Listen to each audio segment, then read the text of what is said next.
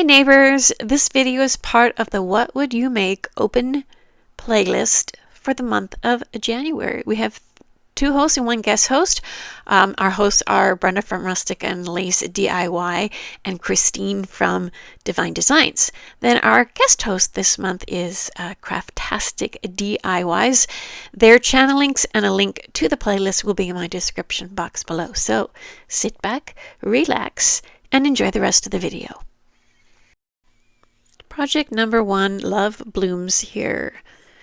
I have some wood skewers, dowels, some sea glass. Most of that was purchased at Dollar Tree. I'm not sure where this wood surface came from, so I drew a line that mimicked the shape of the calendar image. Now I'm going to cut out the signs that are part of the image here, and I'm going to make them into real signs and put them back. So sort of like a mixed media approach here. Let me just get that image off the actual calendar, and then we're going to head out to the garage and use my miter saw. So I only drew the line on one side, so I'm checking to make sure and cutting. And I always like to do that. I always like to pull down the saw, see that it's right on the line, and then do the cut. Well, I thought I could just flip it over, but there was nowhere for me to hold it, so I'm using my little, I was using my little stick, but it went flying, and that is a reminder to wear your protective eye gear. I have gloves, I should probably wear them, but as long as your eyes are protected. So flipped it over, drew another line on the other side, and hopefully this works. And it does. Now it's not perfect. I'll show you. There's like a little bump because it didn't go quite exactly straight into the other cut, but I'm going to sand it and you're not going to notice it. This is black acrylic paint. I'm putting it on the back of the calendar image, and that is so the numbers and any other images or lines won't show through when you put it on something. And we're going to put it on white surface, so there was a possibility that it might have shown through. I painted some scrap poster board with the black acrylic paint, and that's going to be the signs. So I'm preparing the surface here. I just sanded it and wiped it off, and now I'm stirring up my Magnolia vintage white paint. Just going to tap off the excess here. And then I'm going to use this nice big paintbrush that I got at Habitat for Humanity Restore. And it's a great paintbrush. Very nice and thick, very high quality. And Habitat for Humanity Restore always has it when I go in there. 2 coats. That was me reminding myself to tell you we're going to do 2 coats of that white paint. And then work on the signs here.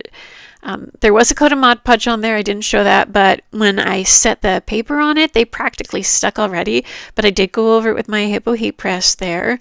And then I'm coming back with some more of that black acrylic paint to do the edges, and then the edges on the face of the sign as well. Now you notice I cut off a little piece there in the middle. That's because it was so flimsy. I was worried I was going to rip it or lose it. So I cut it off and then I put it back later. I'm just using Elmer glue stick there to affix this image to the surface instead of Mod Podging. I think I was getting tired of Mod Podging. And I'm just using a rolled up paper towel to smooth it down.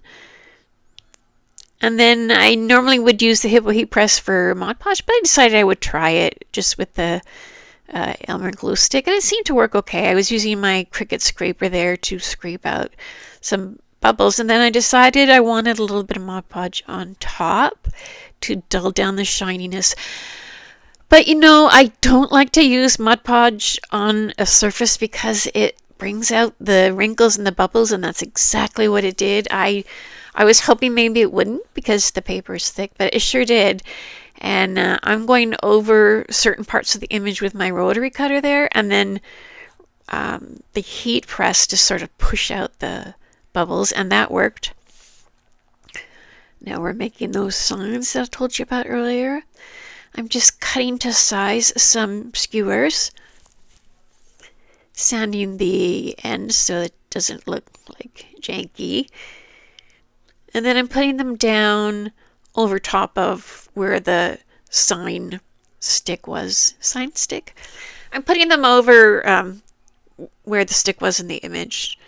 Just give it like we're raising it up. We're making it more noticeable. This is a really fun thing about doing mixed media. It just makes it more real. So I'm going to use the wood. No, those are dowels. Sorry, the skewers were for the signs, but the dowels are for a frame. Sometimes I just like to frame out the image so it doesn't look like it's just falling off the sides. So I do my 2 glues there, and then I just roll the dowel in place.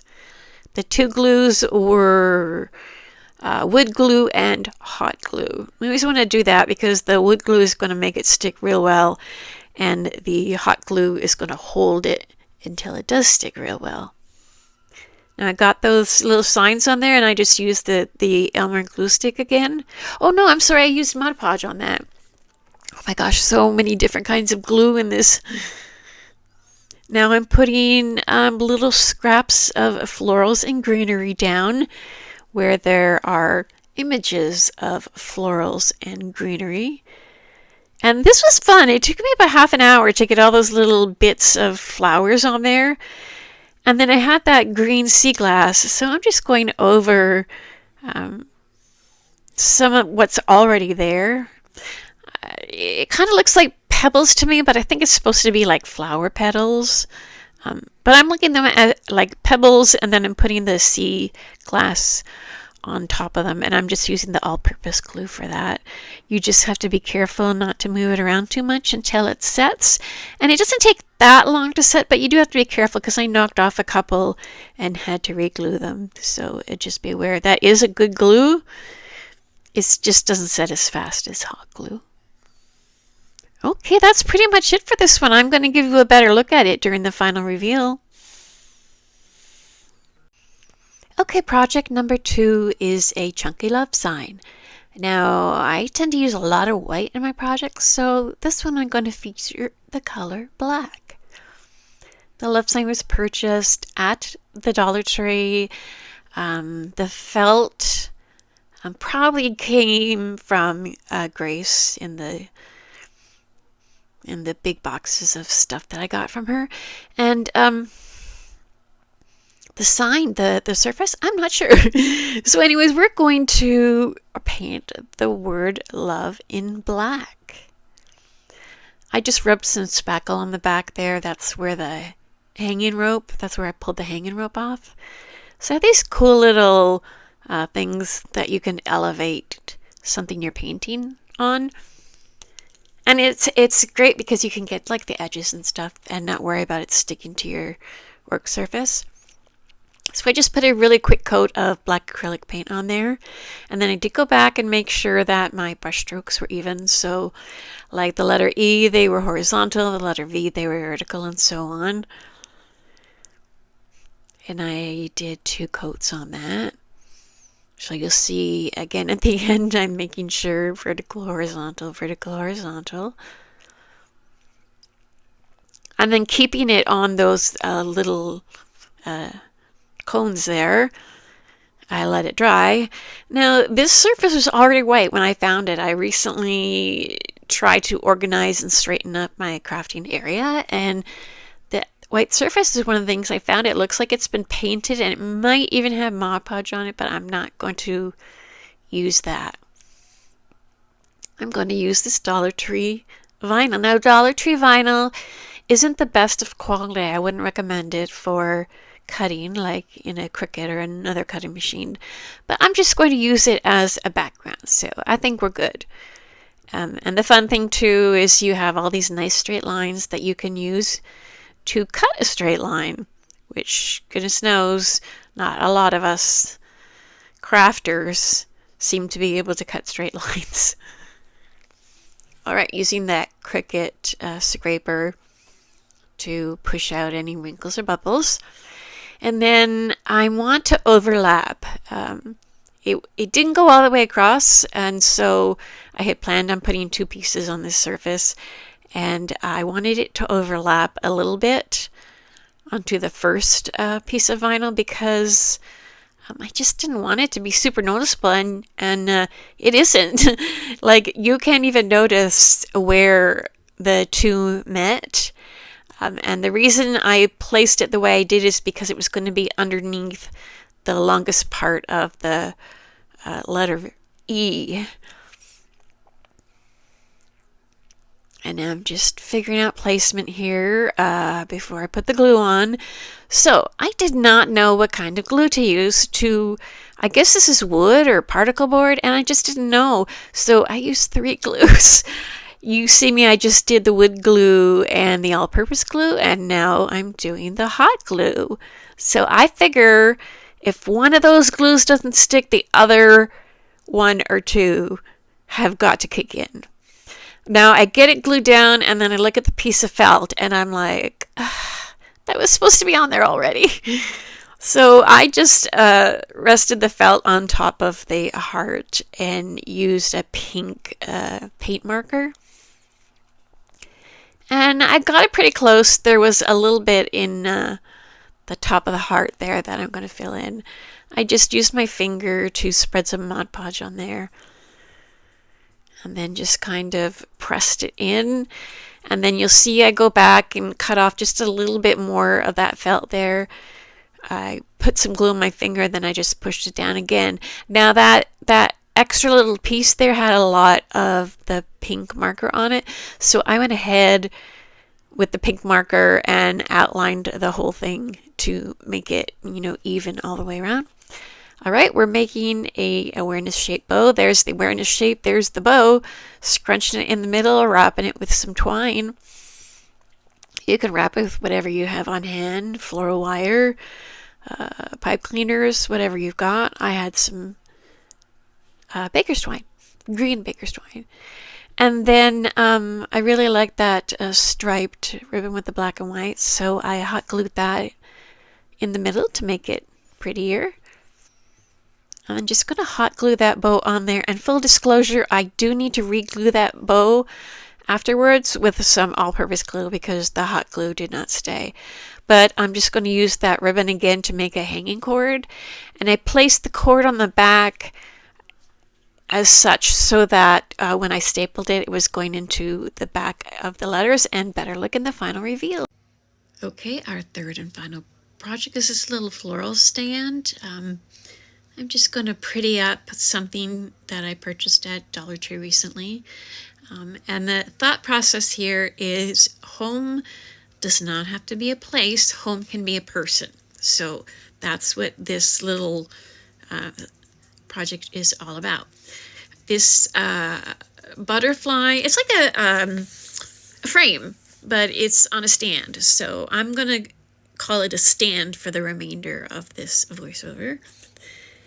And you just kind of attach the frame to the stand and then attach a crate to the back with some flowers. So there's home, but home is not a butterfly. I don't know why there's a home and a butterfly. They just don't seem to go together. So that came off easily. And then there was this little piece of wood that was really well glued on there. So I was very, very careful about taking it off because it's on paper. It actually looks textured, but it's just a paper. So I figure I had these little hearts that I wanted to use, and I'm going to make sure that the first heart just covers up where I took that off. I'm using the all-purpose glue and then some hot glue. And you always want to make sure that they don't touch because then they cancel each other out, right? Okay, so there's the first heart. It doesn't have any leaves, and that's how I want it because the leaves on the other 2 hearts here are going to be more than enough to make it look like a cute little bouquet. And these were in my bag of, just cut up flower picks. Just they were in another project at one time and they got taken out. Now my phone battery died when I was gluing the crate to the back of the frame here, so that's what you just missed. and I'm just pressing it down to make sure it's on there good. Then I have floral foam finally, and it almost fits. I'm going to hot glue it to the bottom, just because if the stand goes over, you don't want the flowers falling out. And I had to really smush it in there, and the floral foam got like just kind of disintegrated a little bit there, so I just kind of tapped that out. Okay. And we are almost done. It's amazing how easy this project is and just what an impact it has, you know, thinking of the home can be a person aspect of it. So those were dahlias. I think I showed the little sign there, and I just kind of poked them in, front, back, left, right, and then it looked a little flimsy, like it didn't look full enough, so I grabbed some greenery that was in that scrap bag of florals and just kind of poked it in there. I did some, I can't remember what that is, and then these little ferns in the back. Boxwood, I think they're boxwood.